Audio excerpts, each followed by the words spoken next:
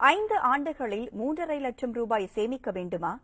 சிறுக சிறுக சேமிக்கும் தொகையை எந்த திட்டத்தில் முதலீடு செய்தால் இந்த தொகை கிடைக்கும்? அறியலாம் இந்த தொகுப்பில். மாதா மாதம் சிறு தொகையை சேமிக்க நினைப்பவர்களுக்காக மத்திய அரசு நல்ல செய்தி ஒன்றை அறிவித்திருக்கிறது.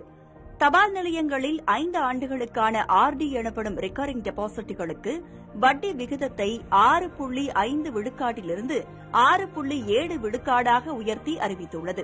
மாதா மாதம் 2,000 ரூபாயை தபால் நிலையத்தில் ஆர்டி திட்டத்தில் முதலீடு செய்கிறீர்கள் என வைத்துக் கொள்வோம்.